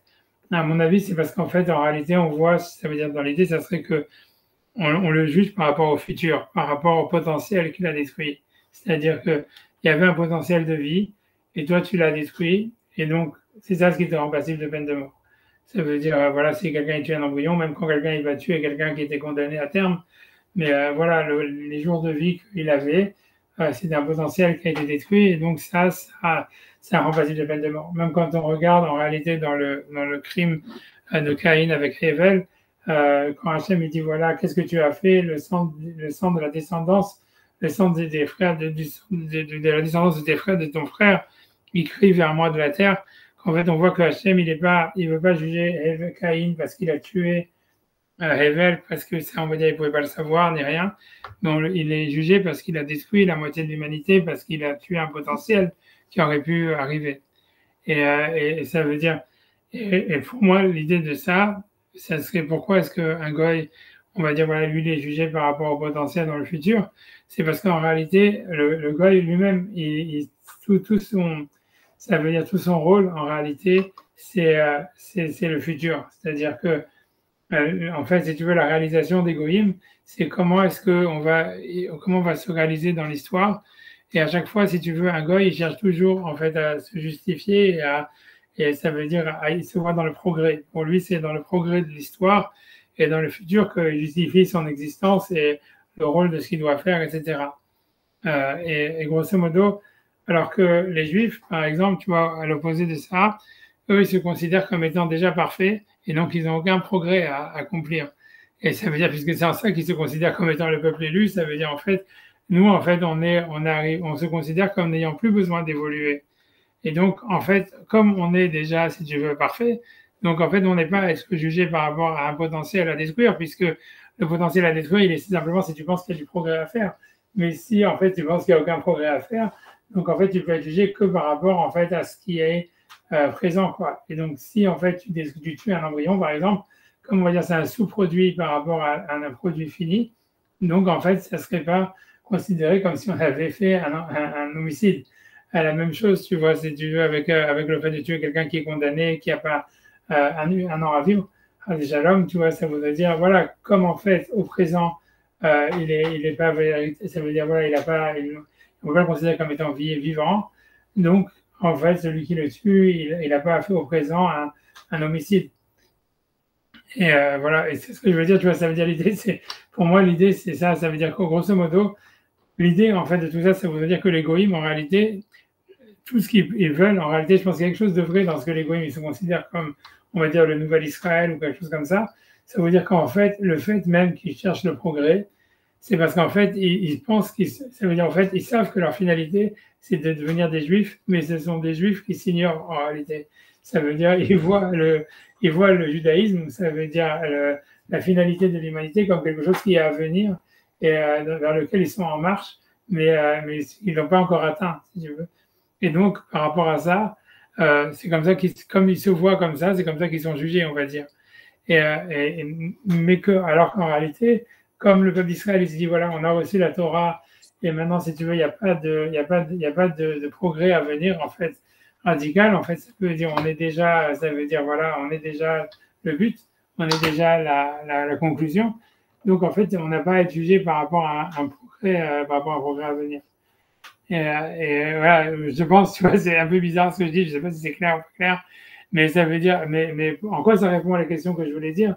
C'est parce que pour moi, ça voudrait dire en fait que c'est sûr qu'en fait, à mon avis, la responsabilité morale en tant que progrès, etc., elle existe, si tu veux.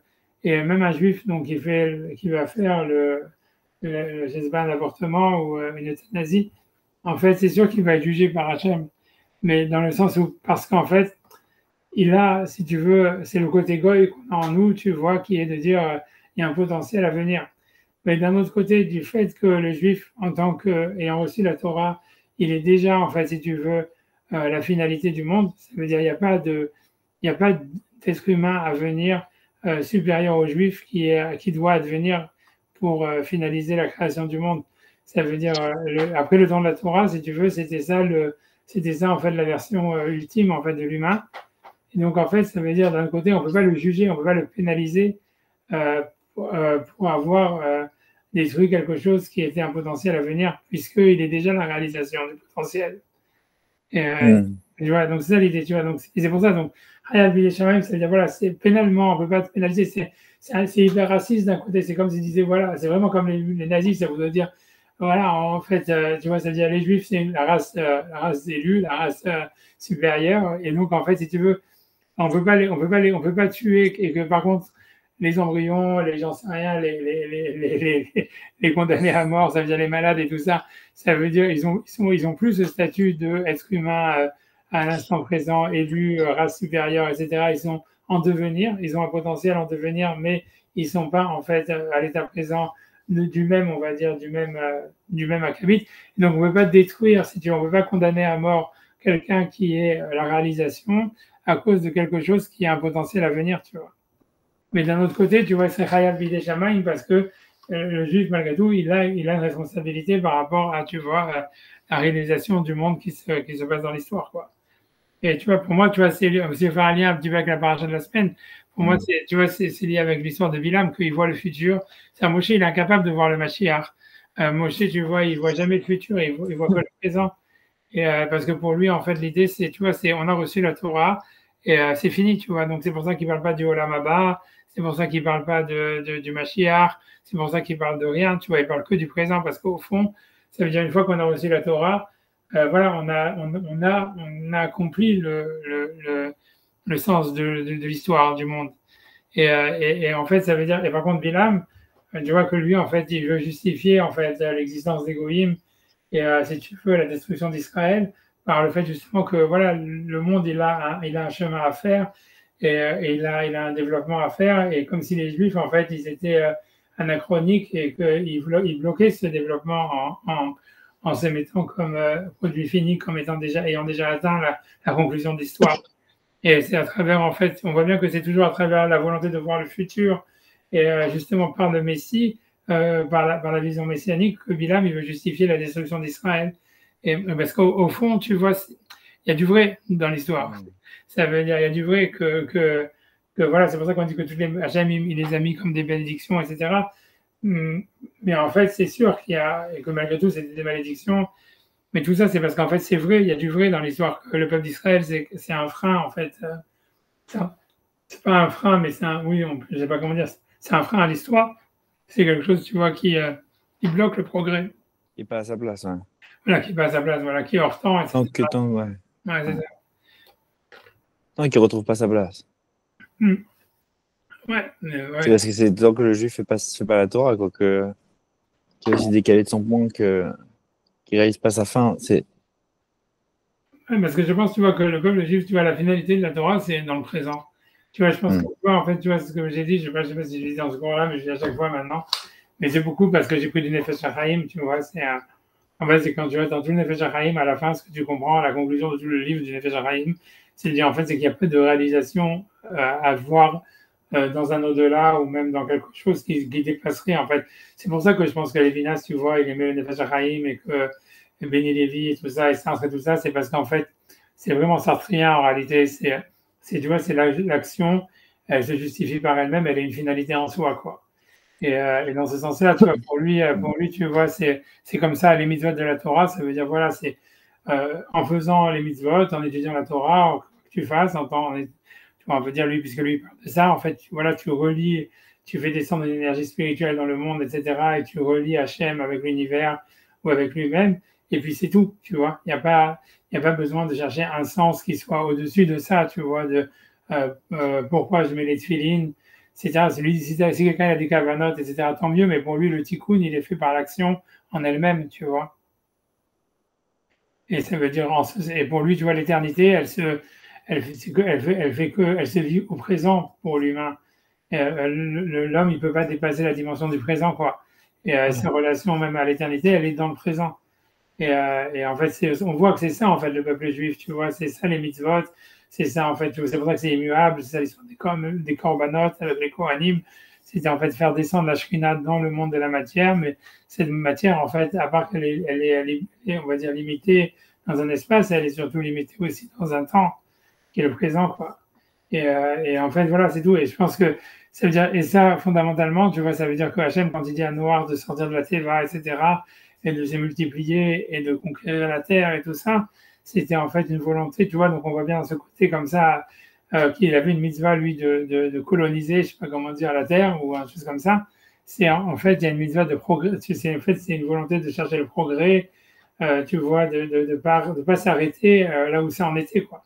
C'est à ce moment-là, c'est quand on voit bien que Hachem, il dit ces mitzvot, là, tout ce dialogue qu'il a avec Noir, c'est au moment où Noir, il a peur de sortir de la Teva, il veut pas sortir de la Teva. En fait, donc un peu comme les Juifs qui sont dans le désert, où les Juifs, tu vois, ça veut dire voilà, qu'ils sont dans leur boîte et puis ils veulent pas sortir. Et Hachem, il leur dit, il dit en tous les cas à Noir, faut que vous sortiez, il faut que vous remplissiez la terre et que vous la colonisiez, etc. Et voilà. Et je pense que ça, c'est une vision non juive, ça. C'est ça, c'est ce qu'Hachem il dit au Goyim, c'est ça, c'est ce qu'il dit à Noir, tu vois. Mais l'idée, tu vois, et donc, mais ça veut dire qu'un Juif, tu vois, on a l'impression qu'il a quelque chose à prendre de ça. Ça veut dire qu'il ne doit pas aller, en tous les cas, contre le progrès. Tu vois, un truc comme ça. C'est pour ça qu'il serait chayav mita bidei shamaim si jamais il tue un embryon, si jamais il fait l'euthanasie.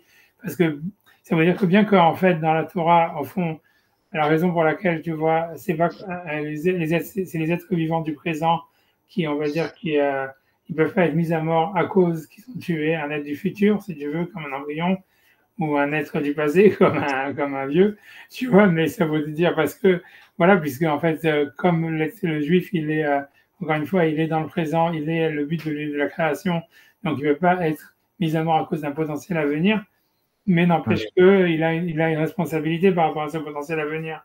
Vis-à-vis du non-juif, c'est-à-dire que par son enseignement. Et s'il le fait, il enseigne, vu que c'est comme un parent qui aurait dépassé pas certaines, enfin, qui aurait déjà atteint la maturité, mais qui montrerait pas l'exemple à Ouais, quelque chose comme ça. un, Ouais. un enfant. Par exemple, un parent qui sait qu'il va traverser c'est rouge. Et c'est rouge pour les piétons. Il sait très bien, il va regarder, il sait qu'il n'y a pas de danger. Mais s'il le montre à l'enfant, lui, il n'a pas capacité de détecter. Donc, si l'enfant marche, donc bien sûr, le parent. Ouais, c'est tout, mais je pense Non, je sais pas, c'est pas ça ou c'est pour pas ça? ton exemple, je pense que l'exemple le mieux qu'il y a là-dedans, c'est que ça montre vraiment la différence, en fait, entre, si tu veux, la morale par la Torah et la morale des Goïms. C'est qu'en fait, si tu veux, s'il y a un bateau qui coule, tu vois, et qu'il y a des enfants et des adultes dans le bateau, d'après la halakha, il faut sauver les adultes. Ouais. D'après les Goïms, il faut sauver les enfants, quoi. Si jamais tu peux sauver que un, tu vois. Ouais. Et voilà, je pense que c'est là, en fait, c'est une Mishnah, ça, dans le truc. Tu vois, c'est ça l'idée, c'est qu'en fait, voilà, il y a le produit fini, ça veut dire il y a le potentiel, et ça veut dire, grosso modo, c'est que le produit fini, il a plus de valeur ou quelque chose comme ça que ce qui est à venir dans le potentiel, quoi. Et voilà, je sais pas quoi dire d'autre, tu vois, c'est sûr que ça peut paraître étrange, tu vois, mais ça peut paraître, mais ça veut dire, c'est ça l'idée de la Torah, ça veut dire, en fait, ça veut dire, la Torah, elle te dit, en fait, c'est comme s'il y a une, voilà, l'homme, il doit se considérer comme étant se justifiant par le présent, quoi. Et donc, en fait, c'est surtout s'il étudie la Torah, il fait les mitzvot, etc., et qu'il a accepté la Torah sur lui, etc., donc ça veut dire, au fond, il est le but de l'humanité qui se réalise dans le temps présent, à ce moment-là. Et donc, en fait, si quelqu'un, il n'est pas dans ce domaine-là, un enfant, par exemple, qui est mineur, ou j'en sais rien, ou même entre un homme et une femme, d'après la Lara, on doit sauver un homme, tu vois, et entre même un Talmid Chacham, un ancien et un jeune, on doit sauver le Talmid Chacham. Tout ça, tu vois, c'est ça la halakha. Tu vois, ça veut dire ça veut dire, voilà, ça veut dire que c'est la réalisation, c'est très sartrien, hein, c'est la réalisation du présent qui prime, en fait, sur tout le potentiel à venir, tu vois. Et le temps, il se justifie par lui-même, quoi. Le présent, il est justifié par lui-même. Donc, on ne peut pas condamner à mort quelqu'un qui va tuer un embryon qui était, en fait, quelque chose qui n'était pas existant, quoi, qui n'est pas un être humain au même niveau que la personne qui a commis le crime. Donc, même si on va dire qu'il y a un crime moral, les Chayal Mita B'nei Shamayim, parce que c'est clair que c'est contre Hachem, quand il a créé le monde, il veut que le monde il se développe, etc. Mais n'empêche que on ne peut pas le condamner à mort pour ça, quoi. Et tu vois, ça serait ça l'idée, tu vois. Et tu vois, pour moi, c'est ça ce que ça répond aux questions. Ça voudrait dire, grosso modo, comme le Rambam, il peut apprendre les deux à la fois du même pasouk, tu vois, ça serait possible. Ça voudrait dire, tu vois, ça voudrait dire en fait que ça veut dire voilà, ça veut dire qu'en fait c'est pas que la mitzvah elle a été répétée à Sinaï ou quelque chose comme ça, et comme elle n'a pas été répétée à Sinaï, elle ne devrait pas s'appliquer à un goïm, à un juif. L'idée c'est que ça veut dire, tu vois, ça voudrait dire, tu vois, ça veut dire en fait la mitzvah de pas tuer, on va dire pour technique, ça voudrait dire elle a été répétée à Sinaï, elle s'applique aux juifs comme aux goïs. Mais maintenant l'idée c'est après ça c'est en fait c'est comme tu vois, c'est justement une fois qu'on a reçu la Torah à Sinaï. De la même manière, tu vois que, tu vois, c'est tout. Ça veut dire, bon, je sais pas. C'est vrai que ça nécessite quand même une source, tu vois. Il faudra arriver à ce qu'il a dit quand même le Maser Oker, de dire que c'est soit parce qu'il est marqué Anochi et Droche, que ça peut être que par rapport à un juif, que par rapport à un goy. Tu vois qu'un goy, c'est encore une fois, il n'a pas de responsabilité. Ça veut dire, voilà, il n'a pas ce rapport à la morale, quoi. C'est entre la morale et la loi, il y a c'est une seule chose. Tu vois, des choses comme ça, tu vois. Mais c'est peut-être lié à ça, tu vois. Je pense que la raison pour laquelle la morale et la loi, c'est la même chose, c'est le goy, c'est parce qu'il vit dans le futur, il vit dans le potentiel à venir, etc. Donc, pour lui, en fait, tout crime, en fait, c'est un crime légal, c'est un crime parce qu'en fait, c'est un crime légal qu'on a fait par rapport au futur. Mais et si jamais, en fait, un truc comme ça.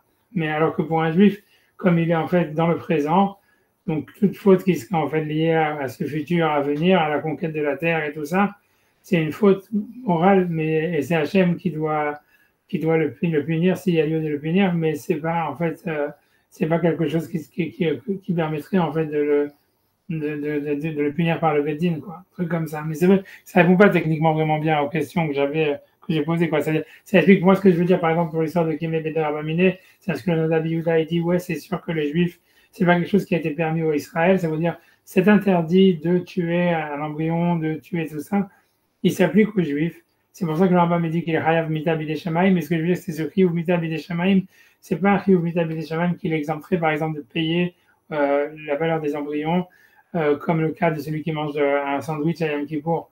C'est parce qu'en fait, ce Chiyuv Mita Bidei Shamaim, c'est pas un Chiyuv Mita Bidei Shamaim qui s'adresse aux Juifs, c'est un Chiyuv Mita Bidei Shamaim comme Caïn, il a tué Evel, quoi. C'est un Chiyuv qui vient...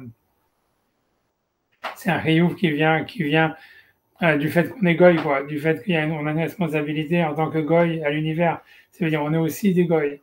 Et donc, comme on est aussi des goy, c'est pour ça que si on fait des avérotes d'égoïm, en fait, on reste moralement chayav. Mais la Torah, en fait, tu vois, ça veut dire, voilà, la Torah, elle peut pas, encore une fois, nous pénaliser par rapport à ça, quoi. Parce que par le fait même qu'on accepte la Torah, on peut pas être, on va dire, pénalisé par rapport à une loi qui serait qu'une loi goy, quoi, morale, tu vois, un truc comme ça, tu vois. J'en sais rien, tu vois, c'est un truc comme ça, tu vois, c'est un truc comme ça. Hyper intéressant. Alors, ça me rappelle, parce que ça me rappelle beaucoup ce que vous disiez sur le fait que les non-juifs ont de la brera et que les juifs n'ont pas. Dans l'histoire, vous disiez ça. Non, ils ont pas, j'ai pas dit ce que le libre arbitre, que le fait le. Ouais, dans l'histoire, peut-être, tu vois. Dans l'histoire, ouais, vous avez dit dans l'histoire. Non, c'est ça. Ça serait ça, c'est qu'en fait, eux, ils ont, parce que c'est pas qu'ils n'ont pas, c'est qu'ils ont non plus, enfin, ils sont arrivés, donc il n'y a plus où aller. Alors que, voilà, sur le non-juif, il y a un sujet, c'est lui qui fait, entre guillemets, c'est lui qui fait venir Mashiach. Ce que vous disiez, je réussis ce que vous disiez sur le fait que le modèle du troisième temple, il est sur le modèle du deuxième temple, où finalement, c'est un non-juif qui a donné la reconstruction du temple, parce que c'est à eux de faire venir quelque chose. C'est pas, nous, on doit se contenter d'être dans le présent de ce qu'on. Ouais, c'est ça, ça veut dire, nous, on est, voilà, exactement, peut-être on a un catalyseur, j'en sais rien, mais c'est un truc comme ça, tu vois, ça veut dire, peut-être, tu vois, c'est aussi ça. Mais c'est sûr que c'est eux qui écrivent l'histoire, c'est-à-dire, je pense surtout dans le sens que leur histoire, elle n'est pas écrite d'avance, quoi. Nous, notre histoire, elle est écrite, ça veut dire, voilà, on va aller en Israël, on va construire le Beth Amikdash, on sait très bien ce qui va nous arriver, tu vois, si tu veux. On sait aussi, tu vois, qu'il y aura la guerre de Gog et Magog après, tout est écrit, tu vois, donc en fait, si tu veux, nous, on n'a pas de libre arbitre sur notre histoire. Eux, tu vois, on ne sait pas s'ils veulent habiter sur Mars, peut-être qu'ils peuvent. Tu vois, s'ils veulent aller, j'en sais rien, tu vois, arrêter tout le progrès et revenir à un âge de pierre, ils peuvent aussi. Tu vois, c'est pas écrit. Donc, c'est comme eux, ils décident, tu vois. Tu vois, ça veut dire, voilà, tu vois, c'est ça je pense que c'est surtout ça. Ça veut dire, il y a beaucoup de ça déjà, tu vois, à part ça, tu vois. En fait, oui, c'est sans en devenir, mais je pense que c'est très possible, en fait, que tu vois que en fait, grosso modo, ce que ça veut dire, c'est que tous les goïms, en fait, c'est des juifs qui s'ignorent, c'est tout, tu vois. Ça veut dire un jour, tu vois. En fait, grosso modo, c'est que quand tu décides de dire que tu penses que tu as plus besoin de te sentir de te justifier par un progrès, en fait, grosso modo, c'est là que tu deviens juif, tu vois. C'est-à-dire, si tu arrêtes de chercher, tu vois, une sorte de sens à venir, et que tu te dis, OK, je pense que voilà, le sens, il est déjà là, en tant que, tu vois, dans le présent, etc., comme on est. Et bon, aussi que tu acceptes la Torah, on va dire, parce qu'on va dire, c'est ça, en fait, accepter la Torah d'une certaine manière, tu vois, puisque en fait, la Torah, c'est ce qui est éternel, c'est ce qui en fait, si tu veux, qui exprime l'équilibre moral et ça veut dire et spirituel de l'univers dans son éternité, dans ce qu'il a de stable, on va dire. Donc tu vois, donc voilà, après ça, voilà, bah, t'es juif, c'est tout, tu vois, ça veut dire. Et tu vois, c'est simplement que être goy, ça veut dire, c'est toujours penser qu'il y a un progrès possible, tu vois. Être juif, c'est penser en fait non, tu vois, ça veut dire, on a atteint le stade, on est content avec notre niveau. Et voilà, c'est ce que j'aime voulait. Et puis voilà, c'est tout. Une fois que tu as accepté ça, et que tu dis voilà, que Matan Torah, c'était le point culminant de l'humanité, ben voilà, tu vois, t'es juif, tu vois. Dans une expérience très personnelle, au Khoutsaret, c'est toujours la Rasra le samedi soir. Et en Israël, je ne l'ai pas du tout. On fait penser à ça parce que, bon, bah, dans le sens où on n'est pas pris par le. Enfin, on est pris dans l'idée de progrès le samedi soir en Khoutsaret. Il y a quelque chose qui se reprend et nous, on est un peu décalé par rapport à tout ça. Il n'y a pas ce sujet-là. Ouais, c'est le Guéhinam qui. Ouais, non, c'est sûr, ça veut dire. Histoire, si tu veux, c'est lié à la résurrection des morts, tu vois. Je pense, tu vois, c'est sûr que la résurrection des morts, elle est liée à la terre.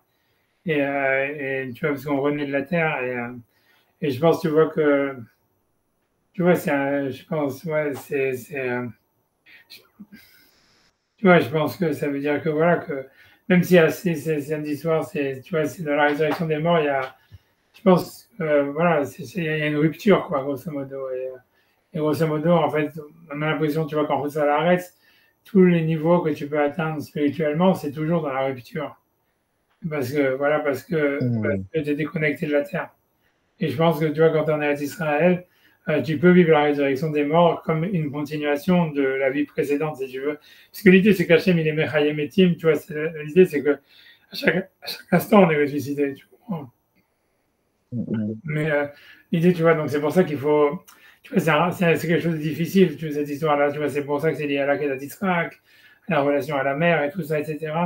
Mais au fond, Motsai Shabbat, c'est le moment vraiment où tu vois, où c'est comme une sorte, tu vois, c'est là où il y a la résurrection des morts, tu vois, c'est une recréation du monde et c'est lié à. Tu vois, et c'est clair qu'en fait, voilà, je pense qu'en Israël, tu vois, quand tu regardes sur les passages du Zohar qui parlent de Motsai Shabbat, sur la résurrection des morts, qui en fait, tu vois justement que la Neshama qui attend l'homme dans la terre d'Israël, etc., pour se ressusciter, on voit bien que la résurrection des morts est avec la terre d'Israël. Et c'est tout, tu vois, ce que je veux dire, l'idée, c'est qu'à mon avis, c'est en Israël, on peut vivre la résurrection qui est à Moshe Shabbat, si tu veux, comme une continuité de ce qui s'est passé avant, alors que en Rotzalareth, c'est toujours vécu comme une sorte de rupture et de traumatisme. Mm. Et c'est difficile, quoi. C'est même physiquement difficile, tu vois. Physiquement difficile. Ouais. Mm. Non, Amen. ce que j'aurais dit, tu vois, je pense comme ça, mais je comprends ce que tu dis, c'est sûr que c'est vrai ce que tu dis. C'est whatever it is. Yeah. Whatever it is. Je sais rien, mais en tous les cas, ça, c'est une grosse question, cette histoire-là. Tu vois, moi, ce qui est très intéressant, et la source, les sources sont très grandes. Tu vois bien que dans la Midrash, il n'y a pas grand-chose. Toute la source Mm. de Maïmonide, c'est du Midrash. Et en plus de ça, tu vois, c'est un Midrash qui vient des psukim qui parlent de noir. Et comme, toutes les questions qu'on a posées, quoi. Les questions qu'on a posées, je pense que les réponses que j'ai données, elles sont pas ouais, ça explique un peu des choses, mais tu vois, ça reste, tu vois, les questions, elles restent très lourdes, tu vois, en fait, au niveau technique. Donc, Ouais. tu vois, etc. Mais voilà. Et même au niveau HKFI, quoi, d'une manière très générale, c'est très étrange que Hachem il dit, ah, voilà, vous pouvez pas manger un Big Mac, vous pouvez pas manger des langoustes, hein, mais vous pouvez faire l'euthanasie, vous pouvez faire l'avortement, quoi. Tu vois, je veux dire, Mm. ça paraît moralement beaucoup plus. Ça veut dire, s'il fallait quelque chose, tu vois, s'il fallait interdire quelque chose. C'est pour ça que c'est difficile, tu vois. Et sur un autre sujet, parce qu'on est dans le livre des rois, sur le par rapport à notre relation non-juive, ça peut expliquer un peu ce paradoxe entre l'idée qu'on ne devrait pas avoir de roi et l'idée qu'on doit avoir un roi. Et et qu'on dit l'école est voter. Non, c'est comme si c'était le rapport politique au monde était un peu un rapport qu'on était forcé d'avoir pour avoir un lien avec les goyim. En même temps, on en est interdit. C'est comme, on est interdit en même temps. C'est pas lié, non? Ah non, c'est possible, c'est possible. Non, c'est clair que c'est sûr que le vrai problème d'Israël, et tu vois ce qu'on a vu au début dans les lois des rois, depuis le début, c'est qu'il y a un paradoxe, tu vois, on voit bien que c'est avec l'État d'Israël maintenant, c'est ça le gros problème. Ça veut dire pour les goïms, Mm. c'est-à-dire que il y a un côté, on est considéré comme, tu vois, comme dans la page de la semaine, tu vois. Le verset dit, bien que c'est Bilam, donc il y en a qui disent que c'est une malédiction, mais il y a marqué En levada dishkon ou va goïm lo itrashav, ou itrashev, ça veut dire c'est un peuple qui va résider seul et qui ne soit pas considéré compté parmi les nations. Mm. Donc ça veut dire que d'un côté, on a un rôle, on va dire, voilà, qui normalement on ne devrait pas exister en tant que nation. On devrait être, voilà, une mamlechet kohanim, Kadosh, un royaume de prêtres et un peuple saint. Et voilà, et vivre, on va dire, d'amour et d'eau fraîche, et tu vois, comme les Juifs dans le désert, et en mangeant de la manne, tu vois, et que d'un autre côté, en fait, non, ça veut dire on doit être une nation, on fait partie des. Ça veut dire, voilà, on est une nation à part entière avec une armée, avec un gouvernement, avec une terre, avec une économie. Et, euh, et c'est sûr que c'est un paradoxe. Ça veut dire, les goïms, ils ont vachement du mal à accepter ça. Mais c'est attention un peu. Ouais, c'est ça. C'est que on a l'impression qu'il y a un idéal de ne pas avoir en fait, de gouvernement, presque on soit dans une Ouais, sorte de société autogérée. Et c'est ouais, puis ça presque comme revient, si. Ouais, non, c'est comme tu as dit, tu vois bien que les Shoftim, pendant 400 ans, ils n'ont pas construit le Beth Amikdash, ni ils n'avaient pas d'armée, pas de capitale, rien du tout, tu vois, c'est le foutoir.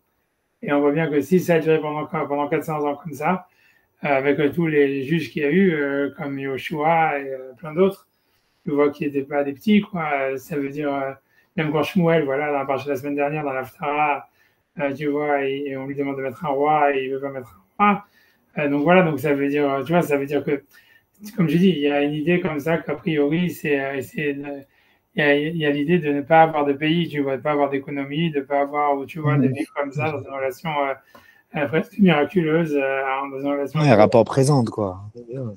Ouais, c'est ça, mais voilà, mais on voit bien que Hachem, si tu veux, il a remercié David d'avoir voulu construire le Beth Amikdash, etc. Et ouais, je sais pas Qu'est-ce quoi que ça veut dire. dire par rapport à ce qu'on s'est dit là? C'est-à-dire que c'est quoi? C'est pour les goïms qu'on le fait? Est-ce que c'est parce que c'est pour les Non, goïms, c'est important d'avoir que nous on le fait pour être pour les inspirer ou voilà, qu'est-ce que c'est possible, j'en sais rien, je sais pas, tu vois, ça n'a pas de rapport avec ce qu'on dit là? c'est possible qu'il y ait un rapport, mais je sais pas, j'ai l'impression, tu vois, j'essaie de réfléchir, tu vois, parce qu'on a l'impression, tu vois, que moi, si tu veux vraiment suivre l'idée, ce que tu as l'impression, c'est en fait, il faut une nation parmi les nations qui soit, tu vois, je sais pas comment expliquer, tu vois, qui fasse, encore je dis, comme à chaque fois, tout dans la Torah, ça fonctionne avec des seuils, tu vois.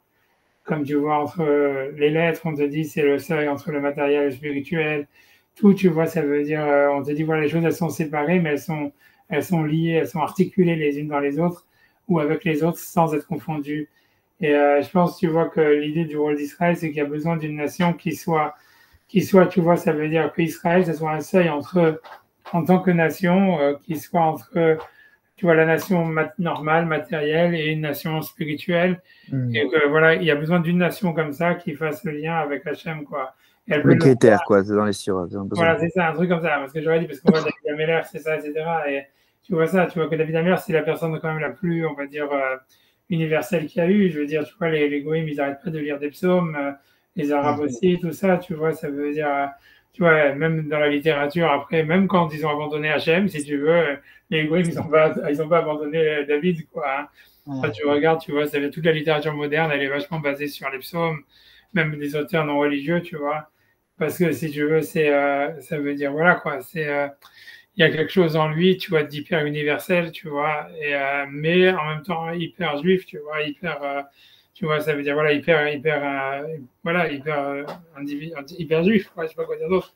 Mais je pense, voilà, que, tu vois, il y a besoin, il y avait besoin, puisque tu vois, la royauté d'Israël, c'est David qui la met, etc., comme le fait d'avoir une capitale à Jérusalem et de construire un temple et ensuite tout ça, on a l'impression qu'il y a besoin d'une sorte tu vois, ça veut dire, il y a besoin d'un seuil, de quelque chose qui soit en même temps là et en même temps là, quoi. Pas Comme je là. dis, voilà, que tu retrouves dans la Torah tout le temps, tu vois.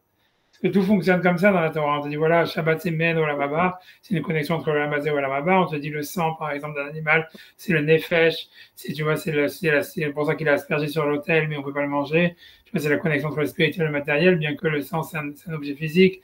J'ai dit les lettres dans la Sefer Torah, tu vois, tout fonctionne avec des sortes de valeurs, de choses seuil, tu vois, entre un monde et un autre, tu vois, entre un aspect et un autre.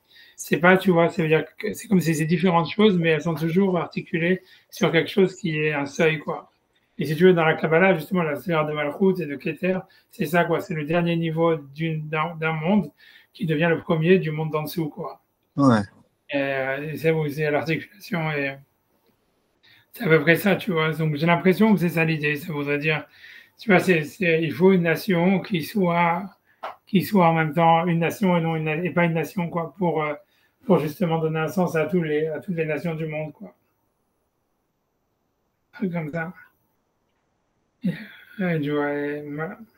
Je ne sais pas quoi dire d'autre, tu vois. Mais c'est sûr que pendant 400 ans, si pendant 400 ans ils étaient en Israël sans avoir de royaume, sans avoir d'armée, sans avoir d'État, on va dire centralisé, a priori c'est parce qu'ils pensaient que c'était ça ce qu'il fallait faire, quoi. Ouais. Et voilà, j'en sais rien, et tu vois bien, c'est ce que Hachem dit, c'est ça l'idée de croire, a priori. vois, c'est ça ce qu'il dit Shmuel quand il vient descendre corps. Il dit voilà, maintenant que vous allez vous séparer d'Hachem, vous allez avoir la foi dans le roi. Tout ça, ça veut dire, on a l'impression, voilà, avant ils étaient en ligne directe avec Hachem. Et donc dès qu'il y avait un problème, c'était Hachem qui envoyait quelqu'un pour les sauver ou qui les sauvait, etc. Donc c'était vraiment une connexion vraiment très, très voilà, sans intermédiaire.